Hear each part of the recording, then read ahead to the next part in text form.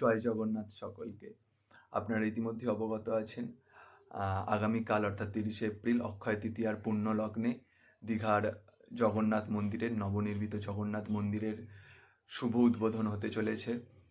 এবং ইতিমধ্যেই এই মন্দির গড়ার পিছনে যার মস্তিষ্ক প্রসূত বা যিনি প্রধান কারিগর বলা যায়, যার মস্তিষ্ক প্রসূত এই গোটা প্রজেক্টটা, সেই মাননীয় মুখ্যমন্ত্রী মমতা বন্দ্যোপাধ্যায় তিনি ইতিমধ্যেই গতকাল দীঘায় পৌঁছে গেছেন এবং তিনি নিজে উপস্থিত থেকে সরেজমিনে মন্দির উদ্বোধন থেকে শুরু করে পূজা অর্চনার দিক থেকে শুরু করে একদম অতিথি অভ্যর্থনা প্রত্যেকটা জিনিস নিজে হাতে নিজে উপস্থিত থেকে দেখছেন, দেখভাল করছেন।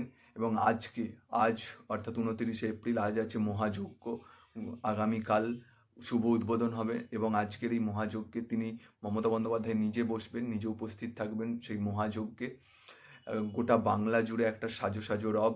আপনারা জানেন, আমরা জানি প্রত্যেকেই, বাংলা হচ্ছে একটা পুণ্যভূমি। বাংলায় সতীপীঠ থেকে শুরু করে একাধিক মানে যে কোনো ধর্মের বড় বড় পীঠস্থান, তীর্থস্থান এই বাংলায় অবস্থিত। সেখানে আরও একটা নতুন তীর্থক্ষেত্র বাংলার মানচিত্রে যুক্ত হলো। এটা বলা যায় একটা আধ্যাত্মিকতার সাথে আধুনিকতার একটা মেলবন্ধন, যেটা দীঘা মানে সমুদ্র নগরী দীঘাতে গড়ে উঠল মাননীয় মুখ্যমন্ত্রী মমতা বন্দ্যোপাধ্যায়ের হাত ধরে। এবং যে ভিডিও আমরা সেখান থেকে বা ছবি এতদিন ধরে সমাজ মাধ্যমে পাচ্ছি, মানে এক অপূর্ব দৃশ্য, এক অপূর্ব কারুকার্যে সৌন্দর্যে ভরপুর একটা মন্দির আমাদের বাংলার বুকে উদ্বোধিত হতে চলেছে মাননীয় মুখ্যমন্ত্রী মমতা বন্দ্যোপাধ্যায়ের হাত ধরে।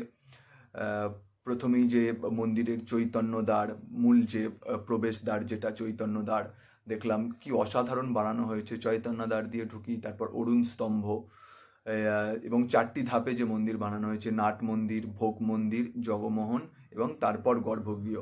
এই মোট এত কিছু নিয়ে জগন্নাথ মন্দির চত্বর বানানো হয়েছে এবং ভিতরে অসংখ্য অসাধারণ একদম রাজস্থানী সম্পরা ঘরানার গোলাপি বেলেপাথর দিয়ে গোটা মন্দির বানানো হয়েছে এবং প্রত্যেকটা মন্দিরের প্রত্যেকটা কোণা এত সুন্দর, এত নিখুঁত কারুকার্য দিয়ে বিভিন্ন শৈলী, বিভিন্ন ছবিকে ফুটিয়ে তোলা হয়েছে। তা সত্যি মানে চোখে না দেখলে বিশ্বাস করা যাবে না। কিন্তু আপনারা আবার অনেকে জানেন যে ইতিমধ্যেই আমাদের বিরোধী দলনেতা শুভেন্দুবাবু এই মন্দির সম্পর্কে বিরূপ মন্তব্য করতে শুরু করেছেন। যারা নিজেদিকে হিন্দু ধর্মের ধারক বাহক বলে প্রচার করে থাকেন বা হিন্দুত্বের ধারক বাহক বলে, হিন্দুত্বের ধ্বজাধারী বলে নিজেদেরকে জাহির করে থাকেন, তারা কিন্তু এই জগন্নাথ মন্দিরের বিরোধিতা করতে শুরু করেছে। জগন্নাথ কি, তাদের কাছে আমার একটা সবিনয় প্রশ্ন থাকবে, জগন্নাথ মন্দির কি আমাদের হিন্দুদের দেবতা নয়? জগন্নাথ মন্দির কি বা জগন্নাথ দেবকে কি তারা দেবতা হিসেবে গণ্য করেন না? হিন্দুদের দেবতা হিসেবে গণ্য করেন না? হিন্দুদের দেবতা কি শুধুই কেবল রাম?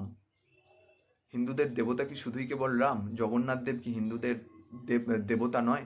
আপনারা দুর্গা পুজো হোক, কালী পুজো হোক, জগন্নাথ দেবের মন্দির প্রতিষ্ঠা হোক, আপনাদের কিসের এত অ্যালার্জি? শুধু রাম মন্দির বা রামের ক্ষেত্রে আপনারা যে জিনিসটা দেখান, যে অ্যাগ্রেশন বা উগ্রতা যাই হোক যেটা দেখান, সেটা বা যে ভক্তিভাবও আপনারা নিয়ে আসার চেষ্টা করেন, সামান্য জগন্নাথ মন্দিরের উদ্বোধন কিংবা কালী পুজো, দুর্গা পুজো, বাংলার 12 মাসে 13 পার্বণ, এত দেবদেবীর আরাধনা, প্রত্যেকের নিজস্ব এক একজন আলাদা আলাদা উপাসক আছে, এক একটা আলাদা উপাস্য দেবদেবী আছেন। তাহলে বাঙালিদের দেবদেবীদের প্রতি আপনাদের কিসের এত অ্যালার্জি? আশা করি। এবং শুধু তাই নয়, দক্ষিণ পূর্ব রেল হাওড়া দীঘা হাওড়া এবং পাঁশকুড়া দীঘা পাঁশকুড়া এই রুটে প্রায় 2 জোড়া স্পেশাল ইএমইউর মানে ট্রেন চালানোর কথা ছিল জগন্নাথ মন্দিরকে উদ্বোধনকে সামনে রেখে। যেহেতু একটা বিশাল ভিড়, বিশাল সমাগম আমরা আশা করছি, বা শুধু আশা করছি না, ইতিমধ্যেই দীঘা প্রায় হোটেল নেই। আজকের পর থেকে দীঘায় এন্ট্রি বন্ধ। মাফ করবেন, গতকাল দীঘায় আর নতুন করে কেউ ঢুকতে পারছে না। মানে যত হোটেল বা লজ বা যে স্টে হোম মানে স্টেইংগুলো আছে সেগুলো সব ফুলফিল হয়ে গেছে এবং যে স্পেশাল ট্রেনগুলো চলছে মানে চালানোর কথা ছিল আগামী 4ই মে পর্যন্ত, সেগুলো পর্যন্ত হঠাৎ করে 11th আওয়ারে এসে একদিন চালিয়ে দক্ষিণ পূর্ব রেল মেনটেনেন্সের অজুহাত দিয়ে বন্ধ করে দিচ্ছেন। অথচ আমরা দেখেছি রাম মন্দিরের সময় হাজার হাজার স্পেশাল ট্রেন চালানো হয়েছে, কুম্ভ গেল, কুম্ভতে হাজার হাজার স্পেশাল ট্রেন চালানো হয়েছে, তখন কিন্তু কেউ প্রশ্ন করেনি, কেউ কিন্তু বিরোধিতাও করেনি যে কেন ট্রেন চালানো। হ্যাঁ, মানুষ যেতে চাইলে মানুষকে তার স্বাচ্ছন্দ্যে আমার গন্তব্যে পৌঁছে দেওয়াটা যাতায়াত ব্যবস্থা বা পরিবহন ব্যবস্থার কর্তব্য। সেখানে রেল কিভাবে এই জিনিসগুলো করছে বা কার অঙ্গুলি হেলনে করছে, এটা কিন্তু বুঝতে আর আমাদের বেশি বাকি থাকে না।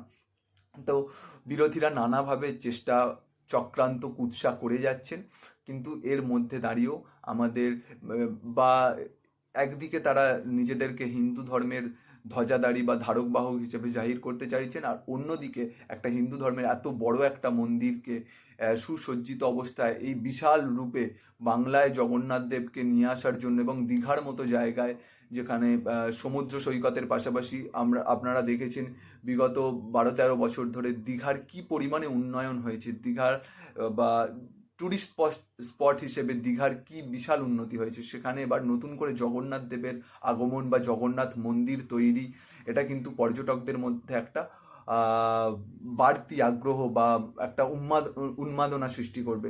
সেই জায়গায় তারা বিরোধীরা বিভিন্নভাবে বাধা দেওয়ার চেষ্টা করছে। বিরোধীদের এই কুৎসা চক্রান্তে পা না দিয়ে আমরা সকলে চলুন দীঘার জগন্নাথ দেবের আরাধনায় মেতে উঠি।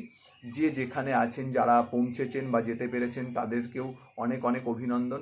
যারা যেতে পারেননি তারা আর অনলাইনে বা www.jagonnathdham.com এই ওয়েবসাইট থেকে গোটা লাইভ মানে উদ্বোধন পর্ব লাইভ সম্প্রচারিত হবে, আপনারা সেখানে দেখতে পারেন, এবং বিভিন্ন সংবাদ মাধ্যম দেখাবে।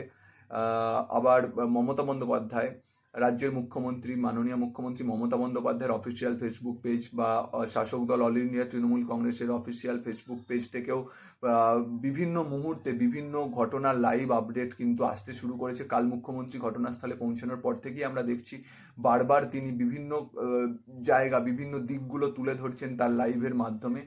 প্রত্যেকে নজর রাখুন, এবং জগন্নাথ দেবের আশীর্বাদ আমাদের বাংলার ওপর, বাঙালির ওপর বর্ষিত হোক। শুধু বাঙালি না, গোটা দেশবাসীর ওপর তার আশীষ থাকুক, এই প্রার্থনাই করি।